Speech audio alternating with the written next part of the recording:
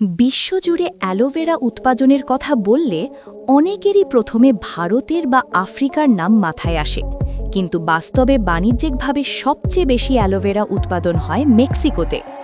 দেশটিতে রয়েছে বিশাল আকারের আধুনিক অ্যালোভেরা ফার্ম, যেগুলো থেকে প্রতি বছর বিপুল পরিমাণ কাঁচামাল আন্তর্জাতিক বাজারে সরবরাহ করা হয়। মেক্সিকোর আবহাওয়া বেশিরভাগ সময়ই গরম ও শুষ্ক, আর এই ধরনের পরিবেশ অ্যালোভেরা গাছের বৃদ্ধির জন্য সবচেয়ে উপযোগী। এজন্য বহু বছর ধরেই দেশটি এই খাতে শীর্ষস্থান ধরে রেখেছে।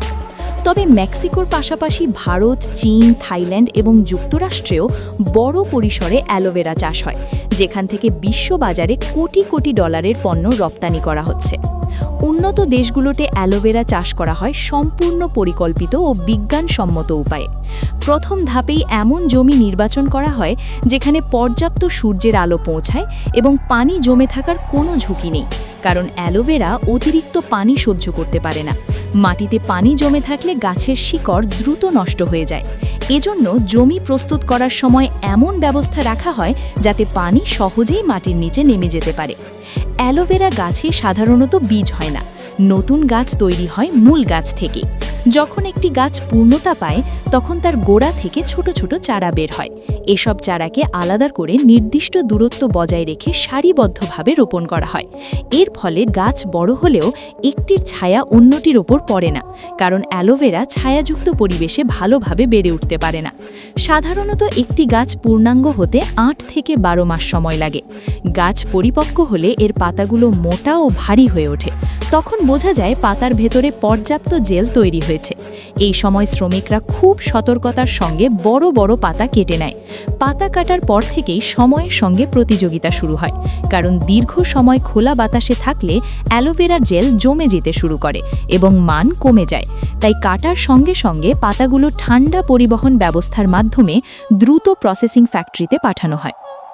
ফ্যাক্টরিতে পৌঁছানোর পর প্রথমেই পাতাগুলো ভালোভাবে পরিষ্কার করা হয়। জমি থেকে আসার কারণে পাতার গায়ে ধুলা, মাটি কিংবা ছোট পাথর লেগে থাকতে পারে। বড় বড় কনভেয়ার বেল্টের ওপর দিয়ে নেওয়ার সময় শক্ত পানির প্রবাহ দিয়ে সেগুলো ধুয়ে ফেলা হয়। কিছু কারখানায় জীবাণু দূর করার জন্য হালকা জীবাণুনাশক পানিও ব্যবহার করা হয়। পরিষ্কার শেষ হলে পাতাগুলো কাটিং সেকশনে যায়। অ্যালোভেরা পাতার বাইরের সবুজ অংশের ভেতরে থাকে অ্যালোইন নামের একটি তিক্ত উপাদান, যা খাবার বা স্কিন কেয়ারের জন্য উপযুক্ত নয়। তাই আধুনিক মেশিনের সাহায্যে প্রথমে পাতার বাইরের খোসা নিখুঁতভাবে আলাদা করে ফেলা হয়। এরপর ধারালো ব্লেড দিয়ে মাঝখান থেকে স্বচ্ছ জেল অংশটি সম্পূর্ণভাবে বের করে নেওয়া হয়। উন্নত দেশগুলোতে এই পুরো প্রক্রিয়াটি স্বয়ংক্রিয় যন্ত্রের মাধ্যমে করা হয়, যাতে মান একরকম থাকে এবং জীবাণুর ঝুঁকি না থাকে। সংগ্রহ করা জেল সঙ্গে সঙ্গে স্টেইনলেস স্টিলের বড় ট্যাঙ্কে রাখা হয়। সেখানে ফিল্টারিং প্রক্রিয়ার মাধ্যমে জেলের ভেতরের অতিরিক্ত আঁশ ও অমেধ্য আলাদা করে ফেলা হয়, ফলে জেল আরও পরিষ্কার ও মসৃণ হয়ে ওঠে। এরপর ব্যবহার অনুযায়ী এই জেল আলাদা আলাদা লাইনে পাঠানো হয়। স্কিন কেয়ার পণ্য তৈরির ক্ষেত্রে জেলের সঙ্গে ভিটামিন, সুগন্ধি ও ময়েশ্চারাইজিং উপাদান মেশানো হয়। বিশাল মিক্সিং ট্যাঙ্কে দীর্ঘ সময় ধরে এই মিশ্রণ নাড়ানো হয়, যাতে সব উপাদান সমানভাবে মিশে যায়। অন্যদিকে খাবার বা পানীয় তৈরির জন্য জেলের সঙ্গে পানি, মিষ্টি উপাদান, ফলের ফ্লেভার এবং প্রিজারভেটিভ যোগ করা হয়।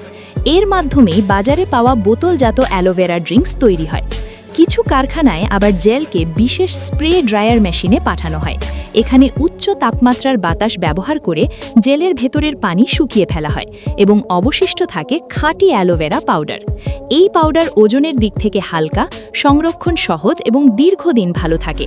তাই অনেক দেশ এই পাউডার আমদানি করে নিজেদের দেশে কসমেটিক ও খাদ্যপণ্য তৈরি করে। সবশেষে প্রস্তুত পণ্যগুলো অটোমেটেড প্যাকেজিং লাইনে যায়। সেখানে নির্দিষ্ট পরিমাণে বোতল বা কন্টেইনারে ভরা হয়, ঢাকনা লাগানো হয়, সিল ও লেবেলিং করা হয়। এরপর পণ্যগুলো কার্টনে ভরে বিশ্বের বিভিন্ন দেশে পাঠানোর জন্য প্রস্তুত করা হয়। এভাবেই একটি সাধারণ গাছের পাতা প্রক্রিয়াজাত হয়ে বিশাল অ্যালোভেরা ইন্ডাস্ট্রির অংশ হয়ে ওঠে, যার বাজার মূল্য আজ বিলিয়ন ডলারেরও বেশি। ভিডিওটা ভালো লাগলে একটা লাইক কমেন্টে করতে ভুলবেন না, আর নতুন হলে অবশ্যই সাবস্ক্রাইব করে বেল আইকন প্রেস করে রাখো, যাতে পরের ভিডিও মিস না করো। দেখা হবে আগামী ভিডিওতে। ততক্ষণ পর্যন্ত ভালো থেকো, সুস্থ থেকো। ধন্যবাদ।